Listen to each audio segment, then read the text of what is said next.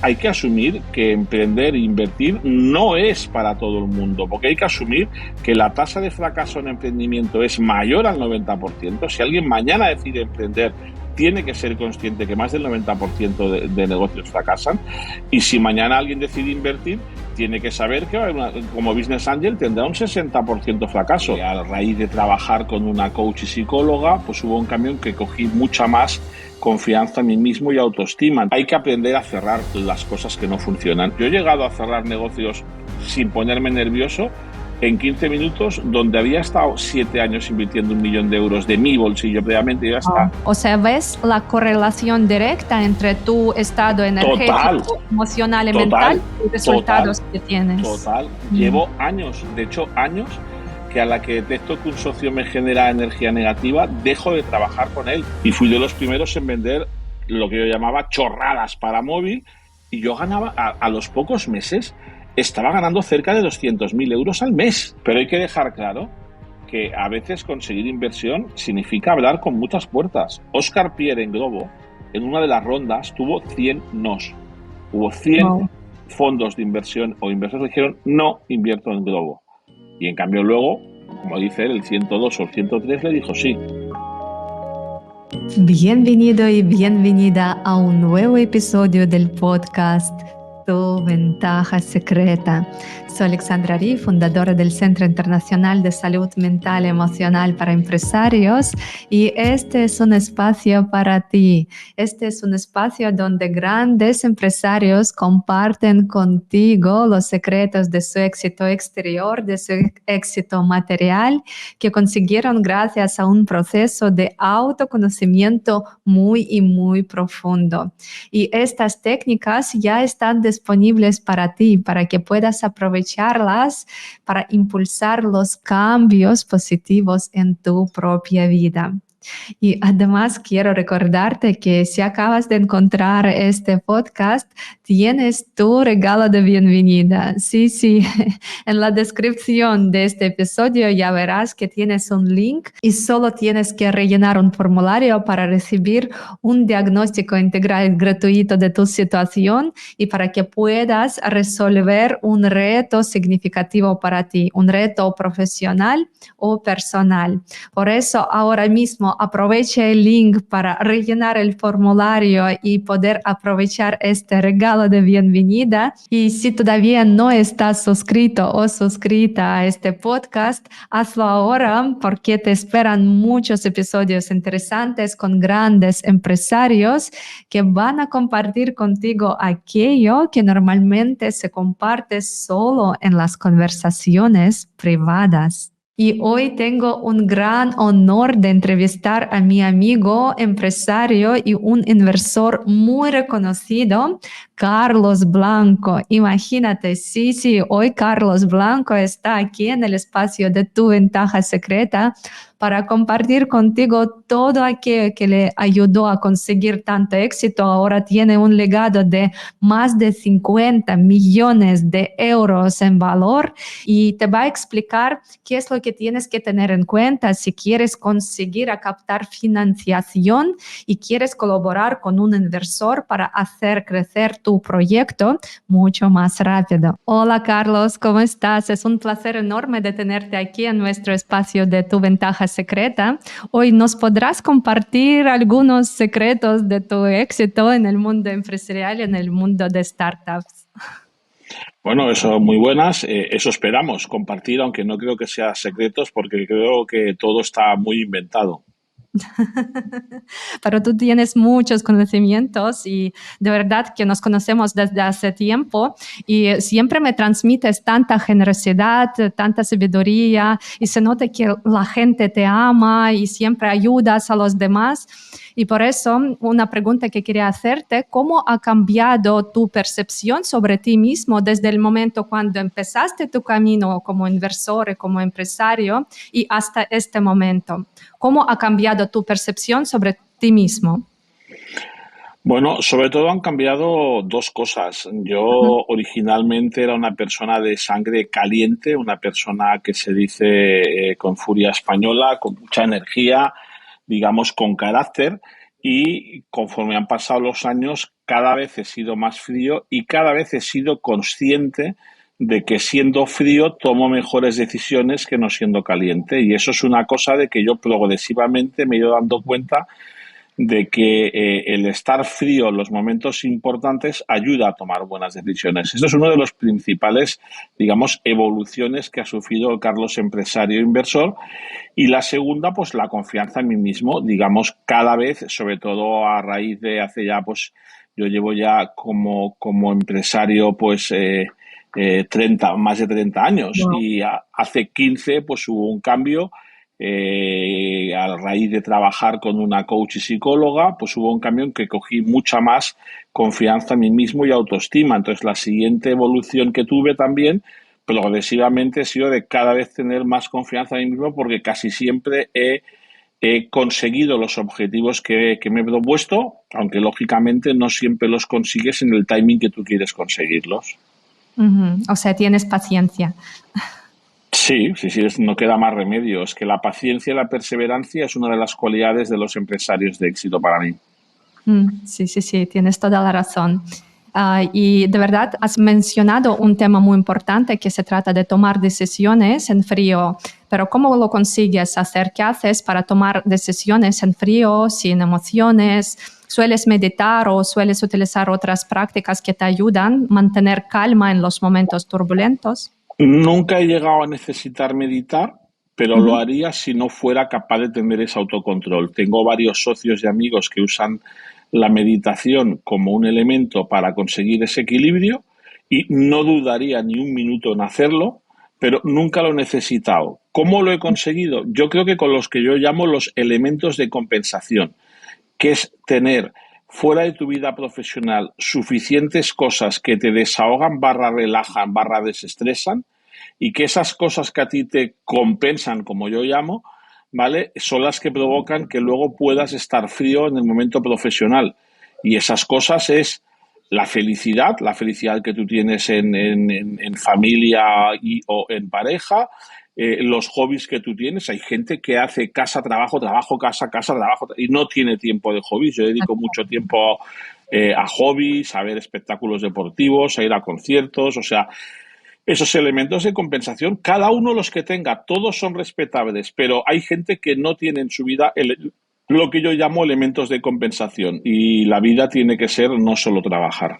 Bueno, Carlos, y en realidad muchas personas pueden escuchar esta entrevista y pensar, pero los resultados de Carlos son impresionantes porque ya tienes un legado de más de 50 millones de euros, invertiste en tantos startups, en tantas empresas. Entonces, ¿cómo sientes tú? ¿Cuál es el secreto de tu éxito? ¿Qué es lo que te ayudó en tu camino a conseguir a crear este legado? Bueno, yo en mi caso es el caso de una persona emprendedora, aunque yo he sido más reconocido por mi faceta inversora en los últimos años a través del fondo de Encomenda, donde nuestro último fondo es un fondo que gestiona 50 millones de euros para invertir en startups.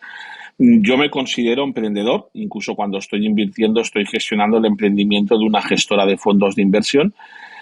Y te diría que, bueno, qué cosas he sabido hacer yo, ¿vale? Y que mucha gente también ha sabido hacer y que ha provocado tener un éxito. Pues te diría, evidentemente, para ser emprendedor de éxito tiene que haber, todo el mundo de tener una serie de características. Esto es para personas inteligentes, para personas trabajadoras, para personas con capacidad de liderazgo, para personas con generosidad, para personas con resiliencia. Son muchas, muchas que el 90% de la gente coincidirá en estas 8 o 10 características claves de éxito que tienen la mayoría de emprendedores que hemos sabido construir compañías exitosas, ¿vale? Una vez tú puedes tener suerte como emprendedor o puedes tener suerte como inversor.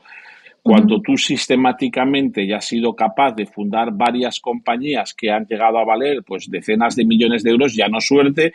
Cuando tú ya has sido capaz de invertir en varias compañías que han valido cientos de millones de euros, ya no es suerte. Entonces, al final en la vida hay que saber separar de que cuando algo se repite sistemáticamente es porque esa persona tiene unas capacidades. ¿En cuáles puedo quizá haber sido diferente a la mayoría? Pues uno, a dedicar mucho tiempo a la parte marca personal. Cuando yo era un empresario pequeñito, desconocido, no era nadie, era uno más de los 2000 que había ahí en el mercado, yo dediqué mucho tiempo a trabajar mi marca personal. Incluso el nivel de seguidores que tenía era de las personas más seguidas cuando se pusieron de moda los blogs en el año 2007-2009.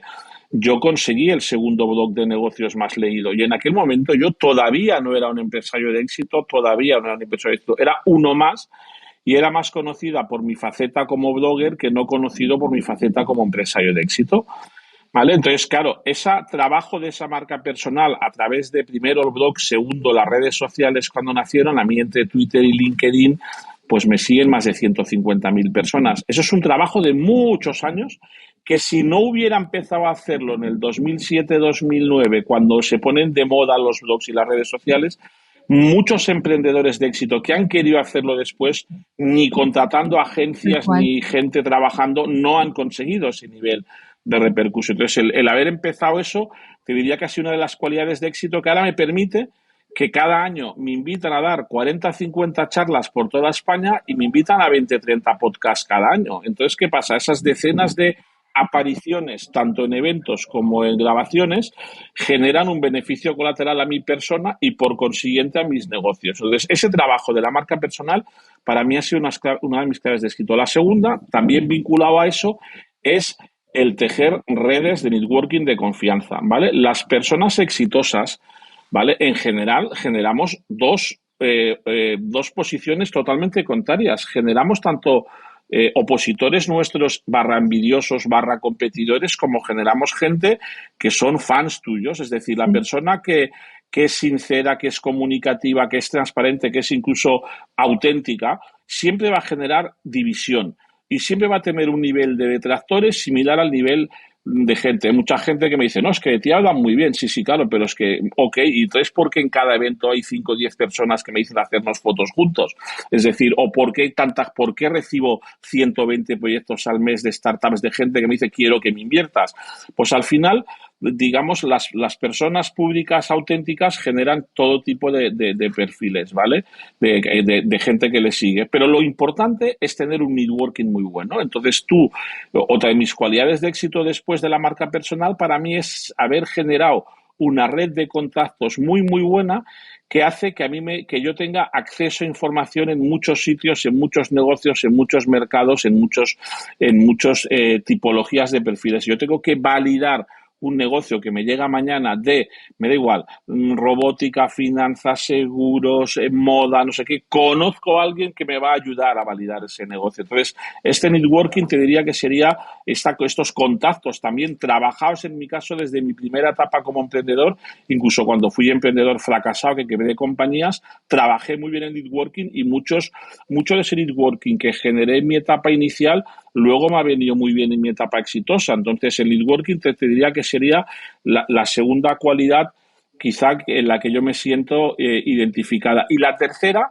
que creo que soy mucho más valiente que la media, valiente barra loco, ¿vale? Porque también hay una parte de locura. Yo soy una persona que he ganado dinero en diferentes etapas de mi vida vendiendo negocios y cuando he cogido ese dinero al año ya no tenía nada. Ya lo había Mm. reinvertido el 100%. Mientras que yo conozco muchos emprendedores de éxito que empiezan a comprar pisos, que empiezan a meter el dinero a plazo fijo, en el banco, en renta fija, en deuda, todo conservador. Yo no. Yo llevo muchísimos años reinvirtiendo el 100% de mi dinero en reinversión. Y de esa reinversión, el 90% va a startups, ¿vale? O sea, eso es alto riesgo, pero alto riesgo que en mi Claro. caso siempre es rentable a largo plazo.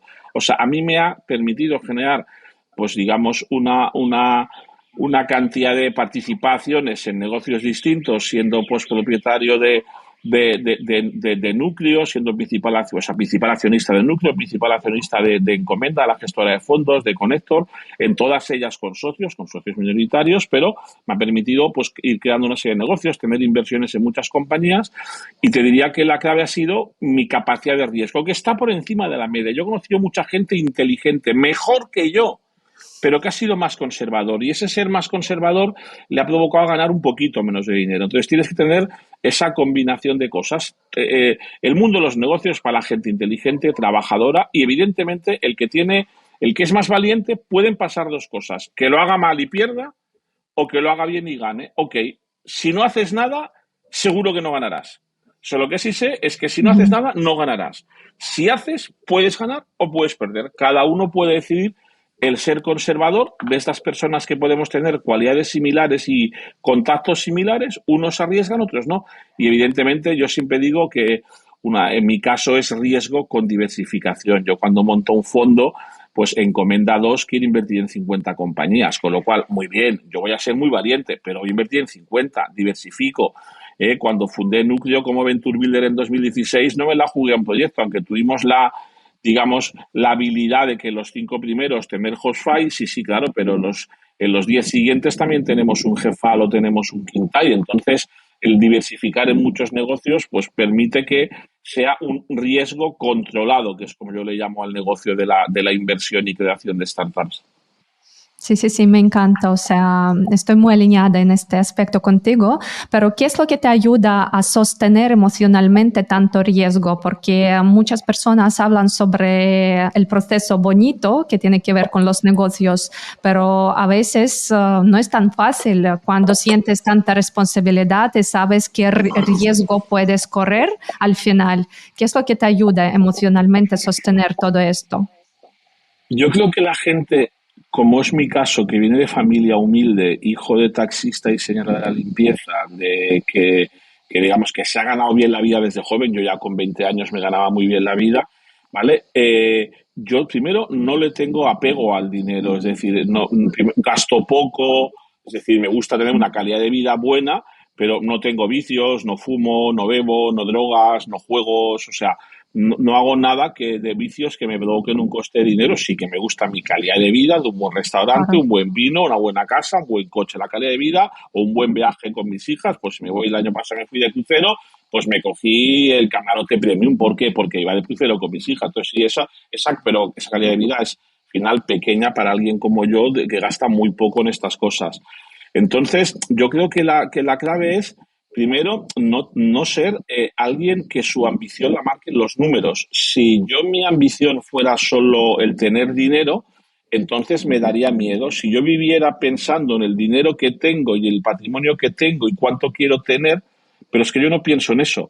O sea, yo trabajo para pasármelo bien, para construir, para ayudar a hacer crecer a la gente, y yo soy feliz cuando cada vez más personas, que cuando yo empiezo a hacer su socio, ellos son unas personas que no tienen patrimonio o tienen poco, y años después, gracias a haber sido, entre otras cosas, mi socio, han conseguido triunfar en los negocios. Pues yo soy feliz cuando veo a toda esa gente que ha ganado dinero alrededor mío. Y si encima se ganar un poquito él o un muchito, y yo gano otro pequeñito, pues perfecto.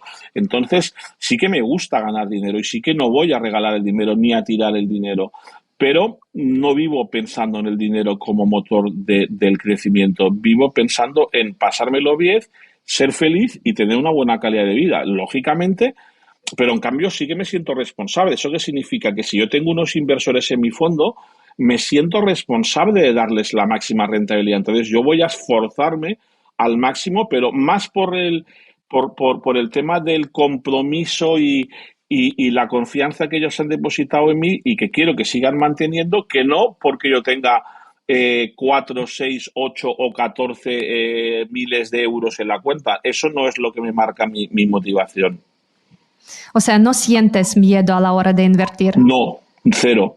Y como emprendedor nunca lo he sentido. ¿Sabes por qué? Porque siempre he sabido que sé ganar dinero. Yo hace muchos años yo sé ganar dinero. O sea, absolutamente siempre que he estado mal, y han sido muchas veces en mi vida de joven, en los siguientes 3 meses me he inventado un negocio nuevo que al poco tiempo daba mucho dinero. Es que han sido tantas veces que me he inventado un negocio nuevo al poco tiempo de arruinarme o de que algo me ha ido muy mal, que yo ya sé, tengo la total confianza de que sé que si algo va mal, seré capaz en muy poco tiempo de construir algo que vaya bien. ¿Por qué? Porque lo he hecho ya demasiadas veces en mi vida. Entonces, como tienes esa confianza de yo sé ganar dinero, yo sé que sabría ganar dinero si montara un restaurante, si montara una empresa de VTCs o si montara un hotel, sabría ganar dinero porque siempre se me ha dado bien. ¿Y alguna vez te pasaba que tú invertiste y después no tuviste resultados que esperabas? ¿Y cómo afrontaste esta situación? Es que me pasa casi siempre. Es decir, yo tengo más el negocio digital de las startups a nivel de inversión. La tasa de fracaso de un business angel puede estar cercano al 60. El de un fondo de inversión tiene que estar en torno a lo mejor al 40 o al 50, ¿vale? Pero yo como business angel puedo tener 2/3 de fracaso y ser un negocio muy rentable. Mm. Como emprendedor, la estadística dice que tú quiebras el 90% de los proyectos, ¿vale? Entonces hay que asumir que emprender e invertir no es para todo el mundo, porque hay que asumir que la tasa de fracaso en emprendimiento es mayor al 90%. Si alguien mañana decide emprender, tiene que ser consciente que más del 90% de negocios fracasan. Y si mañana alguien decide invertir, tiene que saber que como business angel tendrá un 60% fracaso. Por eso yo a la gente que quiere invertir siempre le recomiendo que invierta en fondos regulados, porque ese fondo diversifica por él y ese Mm. fondo le meterá ese dinero en 40, 50 compañías y esa diversificación tan amplia es la que provoca la rentabilidad. Mm. Si yo me haces, Carlos, te doy 10 millones que me han tocado una herencia, inviértemelos en 5 compañías. Pues a lo mejor pierdo dinero, Alejandra. Pero si tú me dices esos 10 millones, mételos en tu fondo, seguro que vas a ganar dinero. Seguro. Estadísticamente llevo más de 15 años seguidos que el dinero lo multiplico por 3 al cabo de los 7, 8, 10 años. Entonces, claro, es un tema estadístico y basado en diversificación, mientras que cuando tú inviertes en muy pocas, las probabilidades de ganar dinero son pocas. Tienes toda la razón. ¿Y sabes qué pasa? También hay muchas personas que ahora mismo pueden estar muy inspiradas escuchándote, pero están en una situación difícil y pueden pensar, vale, pero Carlos tiene recursos. Yo ahora mismo soy empresario, pero no tengo recursos que puedo invertir. Me cuesta salir de esta situación difícil y por eso, para inspirar, ¿podrías comentar o contar alguna historia de tu vida cuando pasaste esta situación de una crisis emocional o económica y cómo pudiste salir de esta situación? ¿Qué es lo que puedes recomendar a las personas que ahora mismo están en situación difícil pero quieren hacer crecer sus empresas? Bueno, lo primero es que muchos de mis buenos negocios han venido fruto de la observación. O Mm. sea, el primer negocio que me fue bien fue que de ganar mucho dinero fue el mundo de los contenidos para móvil. Cuando en el año 2003, 2002, 2003 se empiezan a poner de moda las melodías polifónicas para el móvil, los juegos Java para el móvil, los salvapantallas, aquellas cosas que hace 20 años nos gastábamos dinero para comprarlo para nuestro Nokia o nuestro Ericsson, ¿vale? Mm. Entonces, y yo me di cuenta, observación, que había un montón de revistas de papel con anuncios y anuncios y anuncios de melodías polifónicas, que si el politono del Bisbal, que si el juego no sé qué, y me di cuenta que en Google nadie tenía estas páginas. Y entonces digo, hostia, pues voy a hacer lo mismo que hace esta gente en papel o hace esta gente en Telecinco, lo voy a hacer en Internet. Y fui de los primeros en vender lo que yo llamaba chorradas para móvil y yo ganaba, a los pocos meses, estaba ganando cerca de 200.000 euros al mes. Y Mm. ese negocio vino fruto de la observación. Luego, en el 2004, ¿vale? Viendo cómo mi hijo se comportaba en portales de juegos, vi que no había ningún portal en castellano de juegos para niños casuales para que los niños pudieran jugar y los padres tuvieran la confianza que en ese portal no había publicidad porno, no había cosas feas. Y entonces, ¿qué hice? Hostia, pues viendo cómo mi hijo se comportaba, monté un portal de juegos para niños que se convirtió en el líder de audiencia en España a los 3 años con más de 2 millones de niños al mes. Y éramos uno de los pocos países del mundo donde un independiente superaba a Disney en audiencia. Que me acuerdo Wow. que me quisieron comprar el portal y erróneamente no lo vendí. ¿Vale? Pero tenía que haberlo vendido. Y yo en ese aspecto, pues también vino fruto de la observación. Entonces, muchos negocios me han llegado fruto de observar y otros directamente frutos de la investigación de modelos, cosas que funcionan en otros sitios que aquí no se están haciendo. Entonces, si tú tienes un bar y no funciona, vete a Mm. pasear por bares que funciones para observar qué hace él bien que tú no haces, ¿vale? Porque seguro que hay algo que tú estás haciendo mal y el bar que funciona bien lo hace. Si tú tienes una panadería y en la tuya, la tuya va mal y la de al lado va bien, o tu pan es peor, o la ubicación es peor, o tu entrada es fea.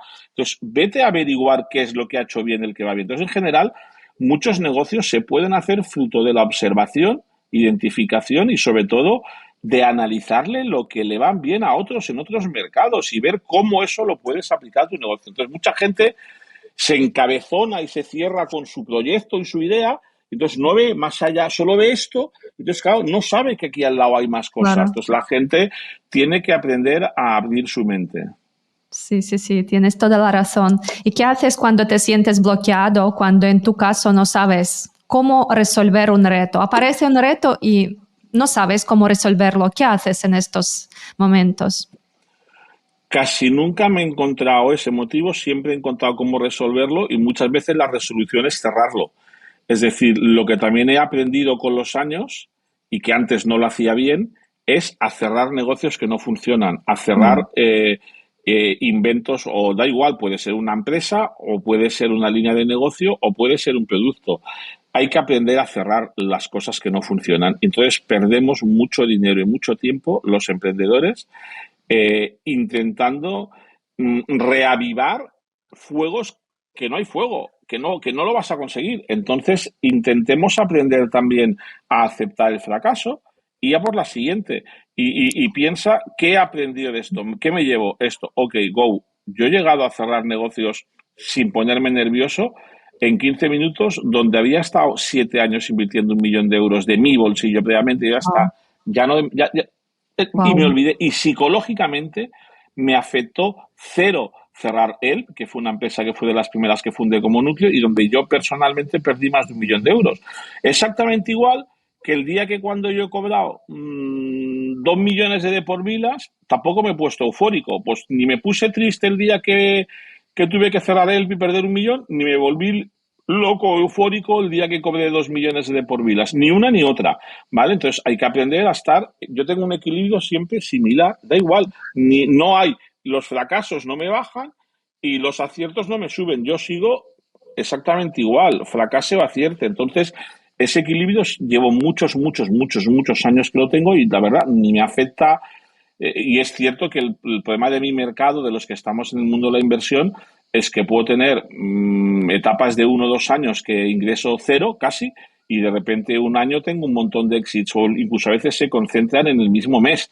O sea, ahora llevo como año y medio sin tener retorno importante en ARA y ahora entre septiembre y octubre pues voy a cobrar 3 éxitos. Entonces, hostia, pues de estar 18 meses justo de dinero y ahora de golpe voy a cobrar 3 cosas, ¿vale? Con mucho dinero. Entonces, son etapas y a mí, repito, ni me ponen nervioso las unas ni eufórico las otras. Hay que aprender a hacer equilibrio, hay que aprender, pues cuando tienes dinero, irte a negociar con el banco va a tener una póliza de crédito. Entonces, con la póliza, cuando viene el bajón, usas la póliza, que vuelve a venir bien, ya has recuperado la póliza. Pues tienes que aprender a gestionar tu economía empresarial y tu economía financiera personal y el mundo de la inversión hay que asumir que tiene altibajos y esos altibajos se tienen que equilibrar con financiación bancaria. Sí, sí, sí, sí. Pero realmente lo que estás compartiendo, o sea, es tan sabio porque yo estoy segura que muchas personas frenan en las situaciones cuando tienen que tomar esta decisión. Sobre todo no es tan fácil cerrar una empresa donde invertiste tanto amor, tanto cariño, tanta energía, tanto dinero, tanto todo. Pero Y por a mí eso tienes un don. pero me ha generado muchos disgustos alargar y pivot, y como digo yo, pivotar el loop. ¿Vale? Palabras que se utilizan en el mundo digital, pivotar, que significa cambiar el business model, cambiar el producto. Y hay mucha gente que cuando nos obsesionamos en un negocio empezamos a cambiar y cambiar, y ahora cambio el CEO, y ahora cambio el mercado, y ahora cambio el producto, y ahora cambio el canal de marketing, y pasan los tiempos y no pasa nada. Cuando tú ya has estado, yo creo que cuando tú ya le has dado un negocio 18 meses, y en esos 18 meses ya has pivotado varias veces, has cambiado de equipo, has cambiado de business model, has cambiado de canal de marketing, de agencia, de no sé qué, 18 meses no funciona, páralo. Y yo este error ahora lo voy aprendiendo, pero he tenido etapas donde me he tirado años, ya 4, 5, 6 años intentando un negocio cuando yo creo que no deberíamos dedicar más de 2 años a intentar un negocio. Si a los 2 años no funciona, cerrarlo y ya por otro. ¿Y sueles tomar decisiones basadas en la lógica o intuición? Porque tú eres muy intuitivo. Sí, pero soy muy lógico. Yo soy muy, como te decía antes, sangre caliente e intuitivo. Soy muy intuitivo, es cierto, pero soy muy frío y matemático a la vez. O sea, yo tengo esa combinación de esa parte intuitiva que la tengo, la reconozco, pero a la vez tengo un nivel de frialdad, lógica, matemática. Yo en el colegio de joven, donde era cuando yo hacía los típicos test para entrevistas de trabajo con 18, 19 años, donde daba mis niveles más altos, siempre era lógica, matemática y liderazgo, ¿vale? Y la de liderazgo no la entendían porque nunca había trabajado, ¿vale? Pero la gente del mundo profesional no entendía que llevaba 5 años como entrenador de equipos de niños, llevaba tiempo de coordinación. Entonces, claro, el mundo del deporte fue el que me dio mi aprendizaje a ser líder. Entonces, pues yo me acuerdo que en todos los test que hacía de los 18 a los 22 siempre salía a nivel altísimo lógica, matemáticas y liderazgo. El liderazgo me lo dio el mundo del deporte, porque lógicamente yo era un novato empresarialmente o profesionalmente. Sí, sí, sí, una combinación brutal, intuición y lógica, todo, lo tienes todo. Y No, también, que va, que va. sí, tal cual. Conociéndote, sé que tienes muchos talentos. Además, una vez me comentaste que trabajaste con una coach, o sea, como herramienta coaching, ¿te gustó? O sea, ¿te sirvió para algo? Me sirvió para mucho, es decir, fue Mm, una etapa de mi vida donde yo llevaba años con mis negocios creciendo muy lentamente, iban creciendo pero lentamente, y donde esa psicóloga y coach me ayudó a conseguir a que yo fuera más ambicioso, me ayudó a coger más confianza en mí mismo y me ayudó a saber, incluso individualmente con ella hablaba para la gestión de determinadas reuniones, me ayudara a cómo enfocar mejor esa reunión. Entonces, yo mm, en mi caso, yo sí que solo puedo recomendar a la gente que tenga algún tipo de carencia en el aspecto personal y tenga una necesidad, pues a mí fue muy positivo. ¿Vale? Y esa persona pues me ayudó mucho a esa mejora y no dudaría en recomendar cualquier persona buena, como siempre. En el mundo del coaching y en el mundo de la psicología, en el mundo del coaching hay mucho intrusismo y en el mundo de la psicología hay gente buena y mala como en todos los sectores, sí, ¿vale? claro. Y sí que siempre diría que sea un buen coach y un buen psicólogo, no uno mediocre.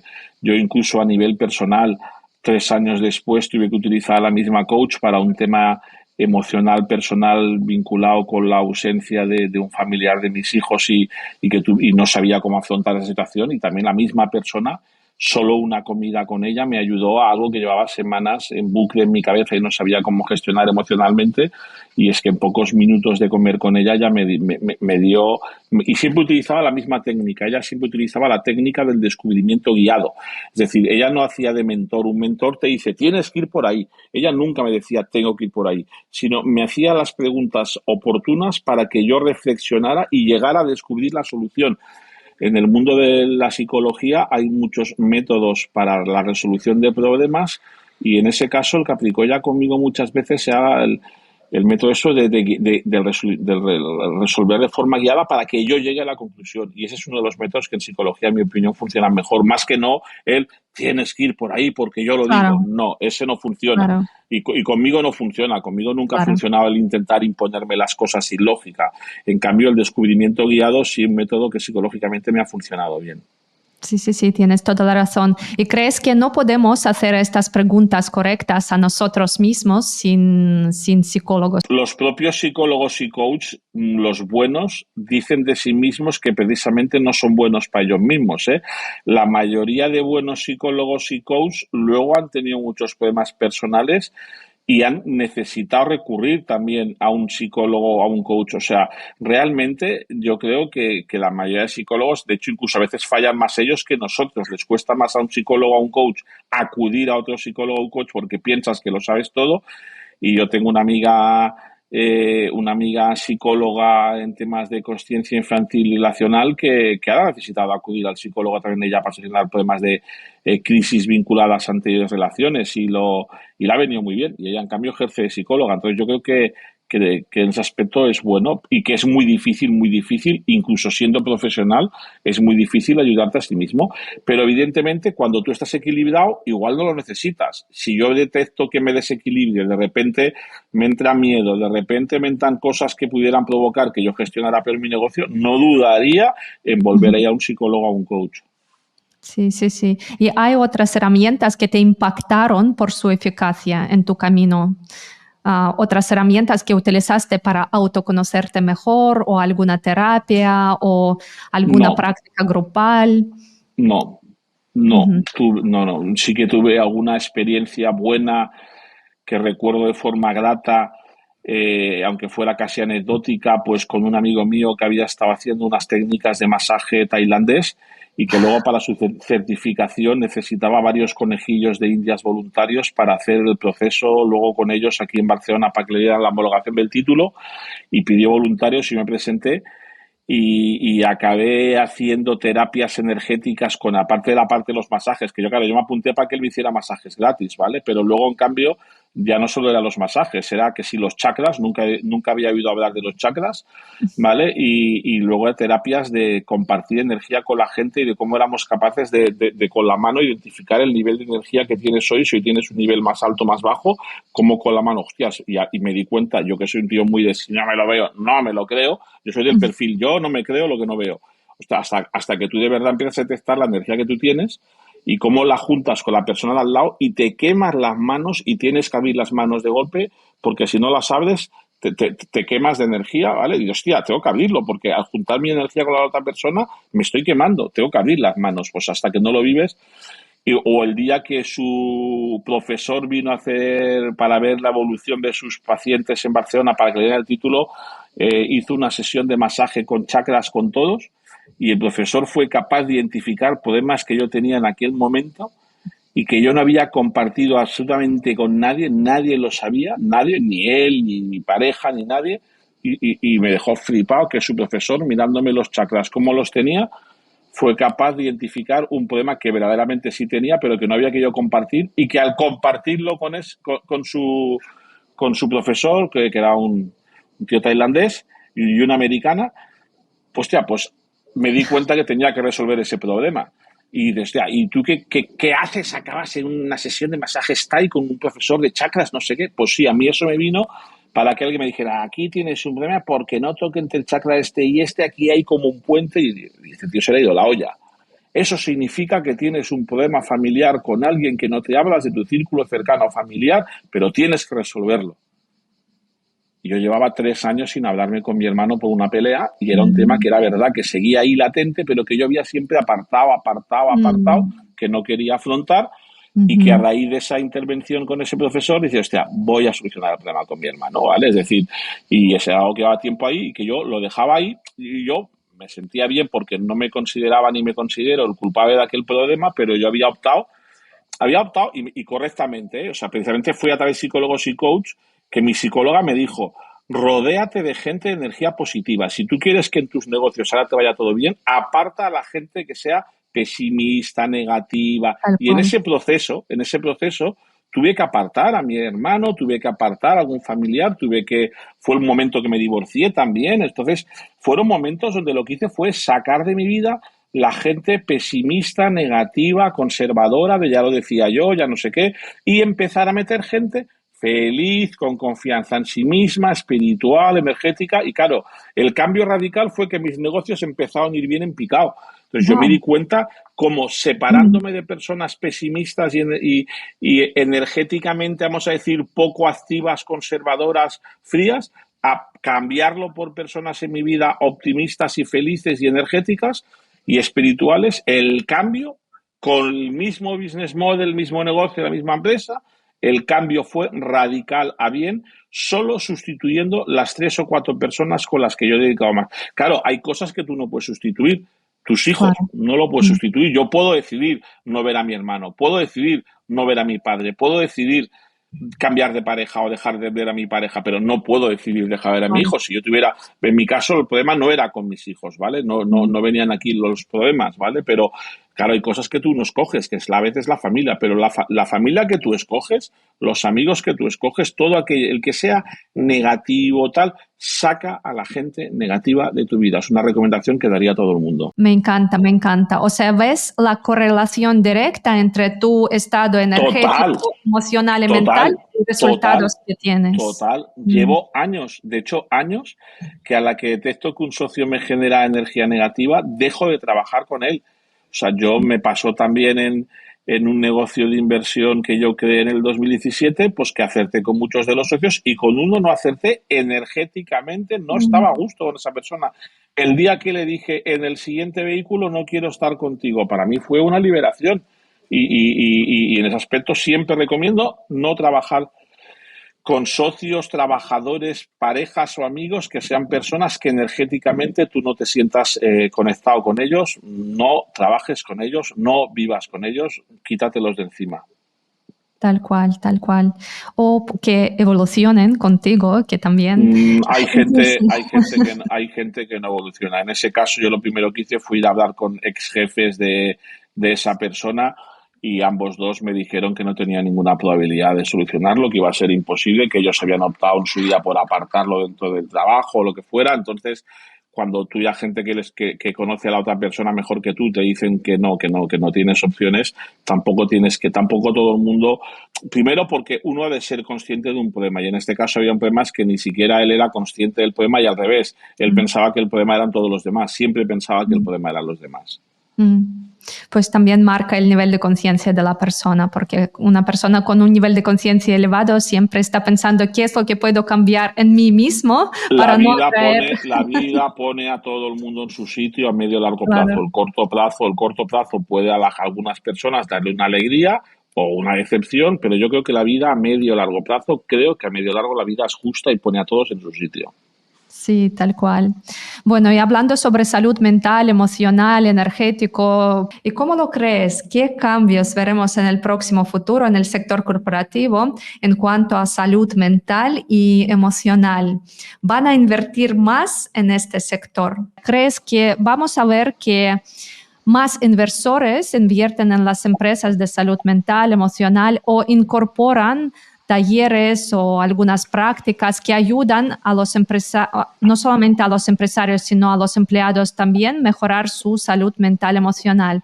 Yo creo que el principal cambio lo vamos a ver en que las empresas, igual que invierten dinero en la salud física de sus trabajadores, yo creo que el principal cambio va a venir, o lo emplean en que tengan frutas con refitting, que utilicen el Employment Benefits con COVID, el que utilicen el anticipo de nóminas con Hasty, ¿vale? Pues llegará el día que también van a preocuparse, y progresivamente lo están empezando a hacer, y las empresas ya empiezan a preocuparse por la salud mental de sus trabajadores. Hay una serie que me encanta, que es Billions, una serie que creo que tú y yo ya hemos hablado de ella en el pasado, tú y yo, ¿vale? Y la labor de la psicóloga coach en una empresa que es un fondo de inversión, a la hora de ver el momento emocional de las personas para tomar decisiones, yo veo que en las compañías acabará viendo un psicólogo y coach en los consejos que toman decisiones muy importantes, cosa que te aseguro que ahora no lo hay, ni a nivel alto ni mediano, un psicólogo solo dando su opinión energética de cómo es el momento de este otro para ver si le hacemos caso o no. Esto hoy en día en España, te aseguro que no lo he visto nunca, ¿vale? Ni en empresas ni pequeñas, ni medianas, ni grandes. Y eso que pasaba en Billions con la coprotagonista, con la coach, yo creo que eso llegará en unos años no muy lejanos a que será alguien con un poder importante en la empresa y que formará parte, esta opinión energética de ese coach formará parte de las tomas de decisiones, que a día de hoy no es así.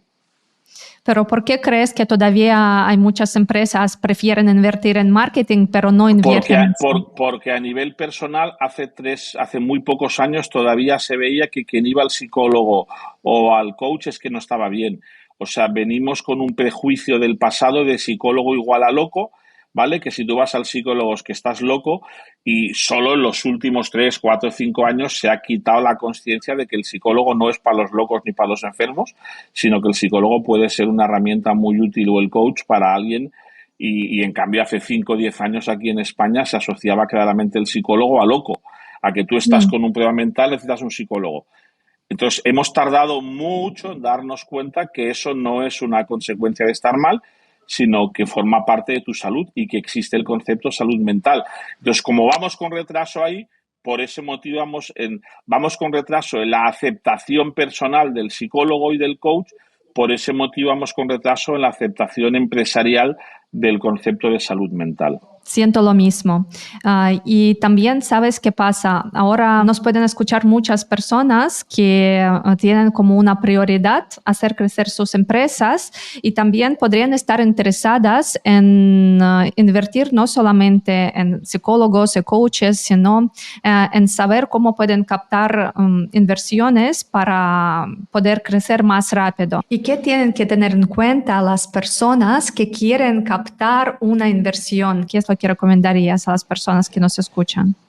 Bueno, un primer tema es, no existe una escuela de aprendizaje de que te enseñen a buscar inversión. Es decir, es un tema que hay que entender que no hay una escuela en la cual tú puedas aprender a cómo se gestiona la inversión. No te lo enseñan en ningún sitio. Entonces, cada sector tiene su camino distinto. El sector tecnológico y el sector de las startups sí que tiene un camino más marcado. En el sector tecnológico de las startups sí que existe el concepto de los business angels, los fondos de venture capital. Entonces, el emprendedor ya lo sabe. El emprendedor ya sabe que en una primera ronda tiene que ir a business angels, que cuando el negocio crece, pues ha de ir a fondos de venture capital, ¿vale? Y el emprendedor, y sobre todo el bueno, ya lo sabe. Y a mí me interesan los buenos, no los malos.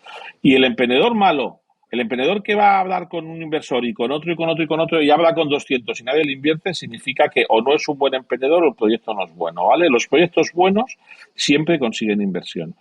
Pero hay que dejar claro que a veces conseguir inversión significa hablar con muchas puertas. Oscar Pierre en Globo, en una de las rondas, tuvo 100 nos. Hubo 100 fondos de inversión o inversores que dijeron no invierto en Globo. Y en cambio luego, como dice él, el 102 o el 103 le dijo sí. ¿Vale? Jesús Encinar, fundador de Idealista, empresa que se acaba de vender por tercera o cuarta vez, el mayor caso de éxito de una startup tecnológica en España, cuando él empezó, también dice, yo tuve 100 nos. Yo tenía un Excel con los 100 que habían dicho que no querían invertir en mi empresa. Y yo seguí y seguí y seguí y seguí.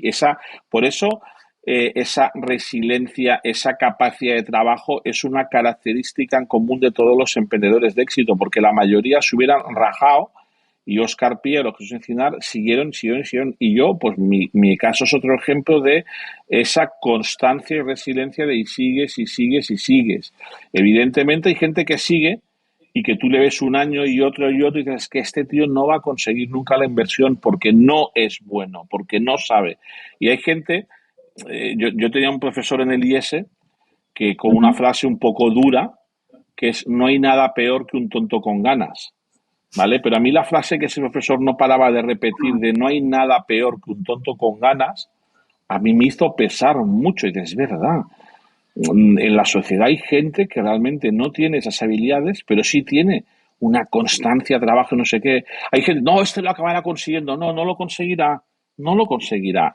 De verdad. Es preferible que ese señor asuma que no puede ser cabeza de algo, que tiene que conformarse con ser pata o cola y no que siga en loop ahí intentando ser el CEO y el líder de un negocio cuando ese señor no todo el mundo está preparado para ser emprendedor o para ser CEO. Pues hay que aceptar y asumir cada uno los roles donde cada uno puede estar. Tienes razón, pero ¿qué es lo que sueles analizar cuando estás escogiendo un proyecto para invertir? O sea, ¿qué es lo que sueles analizar antes de invertir en un proyecto? Lo primero, el líder, ¿vale? Lo primero es la persona que lidera el proyecto. Piensa que en el caso de Encomenda, nuestro fondo de Venture Capital invierte en etapas pre-seed, que son etapas de arranque inicial de los negocios, con lo cual lo primero que miramos es el líder, la persona, sus características, su experiencia, en sus currículum, sus conocimientos. Lo segundo que miramos es el mercado al cual se dirige ese negocio, ¿vale? Y el tamaño de ese mercado, la competencia. Y lo tercero que miramos es el equipo. Con lo cual, 2 de las 3 cosas que más miramos son personas, tanto el líder como el equipo, junto con el mercado, para mí las 3 cosas más importantes. Entonces, por eso, mucho de nuestro trabajo es de un fondo pre-seed, como Encomenda, es análisis de personas. Si yo fuera un fondo growth, como un Bonsai o un Kibo, ahí tengo que hacer un análisis mucho más matemático, cuantitativo, es diferente. ¿Vale? Hay tipos de fondos. Los fondos más de crecimiento grandes tienen que basarse más en matemáticas, números y gente financiera. Por eso los fondos SID nos basamos mucho en percepción e intuición. Pero ahí hay que mirar siempre que sea en emprendedores muy inteligentes, hay que trabajar bien el validar el pasado de ese emprendedor, a ver qué referencias conseguimos de él. Entonces, al final, cuanto más trabajemos, más referencias conseguiremos de esa persona y más sabremos si es bueno, malo o regular. ¿Y tú sueles invertir en proyectos innovadores? ¿Para ti es importante que el empresario...?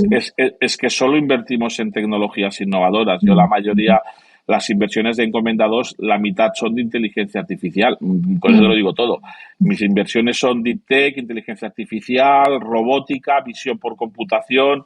O sea, yo no invierto en una tienda de muebles. O sea, yo invierto en compañías muy tecnológicas, muy innovadoras. Solo invierto en innovación. Para que las personas que nos están escuchando también puedan tener en cuenta en qué proyectos suelen invertir ahora, en estos momentos, los inversores, o sea, qué criterios son importantes. También es muy importante que un proyecto sea innovador, con una visión que cambiará el futuro, ¿no? No hace falta cambiar el futuro. A veces vale con hacer mejor y más eficiente un mercado o algo que ahora se hace de forma ineficiente. Lo que sí es cierto es que en el pasado tú podías inventar startups que captaran audiencia, que captaran o que hicieran un producto que fuera útil para las personas, y ahora ya no. Ahora los inversores invertimos en compañías que o ayudan a las empresas a generar más ventas o ayudan a las empresas a ser más eficientes en costes. Y todo negocio tiene que ir, toda startup tecnológica tiene que ir enfocada a facturar más o a gastar menos y ser más eficiente. Entonces, cuando me viene el típico, no, yo voy a hacer esto y no sé qué, porque esto es una necesidad para el usuario. Ok, te lo compro, pero ¿cómo se gana dinero aquí? No, no lo sé, pero si es una necesidad para el usuario, ya ganaré dinero. No, yo no me meto, porque yo no veo quién gana con esto. A lo mejor, si alguien ha de ganar, si no gana una empresa con esto, hoy en día yo estoy invirtiendo más en B2B que en B2B. No, es que esto es muy útil, una aplicación para organizar las bodas de las personas. Ya, sí, claro. Pero nadie quiere pagar por una aplicación de organización de bodas. No, pero va a ser un producto muy bueno para ayudar a organizar mi boda. No digo que no. Te estoy diciendo que la gente no va a querer pagar por una aplicación.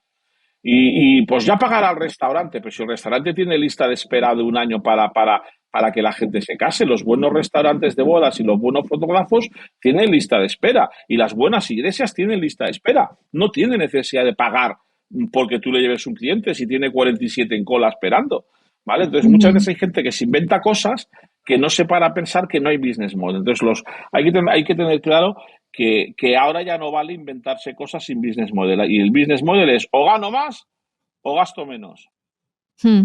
¿Y cuánto tiempo estás dispuesto a ver hasta ver los frutos de esta inversión? O sea, ¿hay algún tiempo que te pones? A ver, los fondos regulados como Encomenda y como cualquier fondo de Venture Capital, tenemos un periodo de inversión y tenemos un periodo de desinversión, con lo cual tenemos un límite máximo. En el caso de Encomenda 1, ¿vale? El fondo invirtió por primera vez en 2018 y el fondo ahora mismo tiene pues no pasará del 2026. Con lo cual el emprendedor va a tener un tiempo máximo de 8 años para demostrar que es bueno. ¿Vale? Entonces, en ese periodo de tiempo yo ya tengo que malvender o conseguir, como sea, un retorno financiero de mi inversión, ¿vale? Pero todos los fondos tenemos un periodo máximo de tiempo, que en algún caso puede ser 4 o 5 años y en algún caso puede ser 8 o 10, pero que va a oscilar siempre entre estos 4 y 10 años. La media 7-8. A los 7-8 años, el inversor quiere recoger sus frutos. Y si va mal, pues se cierra. Y entonces, ¿cómo recuperas tu inversión? ¿Se puede recuperar? No recuperas. Pierdes. Un fondo asume que un 30-40% de sus inversiones van a ser fallidas. Lo asumimos. Pero las que son muy buenas dan mucho retorno. Claro, yo he tenido inversiones que me han dado hasta 130x. O he tenido muchas inversiones que me han dado 10x, 20x, 30x. Con las muy buenas ganas el dinero de las que has perdido de las malas. Pero cuando sale una muy buena, ganas mucho, mucho, mucho. Hay casos donde una única compañía te puede dar el retorno de un fondo, a lo mejor. Sí, tienes toda la razón. ¿Y cómo crees quién va a tener una ventaja secreta en el futuro? Es decir, ¿qué habilidades tenemos que desarrollar para tener esta ventaja secreta en el futuro? No creo que haya ventajas secretas. O sea, yo creo que todo es la suma de la suma de muchos factores, ¿vale? Y que ya te lo he ido diciendo en la entrevista, de inteligencia, trabajo en equipo, liderazgo, perseverancia, constancia, valentía, generosidad, pasión. No hay un secreto, no hay una fórmula secreta, sino es la suma de todas estas cosas y añádele quizá algunas más de cosecha propia, pues como el esfuerzo en trabajar la marca personal, como el esfuerzo en networking y como el esfuerzo en el equilibrio mental, energético, espiritual, que mucha gente no piensa en este tema energético espiritual, pues esta combinación creo que puede ser la clave del éxito. No el secreto, porque no es un secreto, pero sí la clave del éxito. Estoy totalmente de acuerdo contigo, Carlos. Muchísimas gracias por tanta sabiduría que hoy acabas de compartir con todos nosotros. De Un verdad. placer, Alexandra. Y quiero terminar este episodio con una frase que resuena mucho conmigo, que la vida no se trata de esperar a que pase la tormenta, sino aprender a bailar bajo la lluvia. Por eso escríbeme en los comentarios qué es lo que haces para afrontar las situaciones turbulentas en tu vida, qué es lo que te ayuda a afrontar estas situaciones turbulentas con calma. Me encantará leerte en los comentarios. ¿Y quieres añadir algo más, Carlos? No, que quien quiera seguirme en redes sociales, en Twitter soy @carlosblanco y en Instagram @carlosblancov, podéis seguirme en redes sociales y podéis ir viendo contenidos que vaya creando. Sí, vamos a dejar todos los links en la descripción del episodio para que te puedan encontrar fácilmente, para que puedan conectar contigo. ¿Tú respondes más por Instagram o por LinkedIn? ¿Cómo prefieres que te escriban? LinkedIn. Por Instagram lo uso a nivel personal y LinkedIn sí que a nivel profesional es lo que uso. Y si tú eres emprendedor y buscas inversión, entras a la web de encomenda.com y a través de la web de encomenda.com puedes enviarnos tu proyecto y lo analizaremos.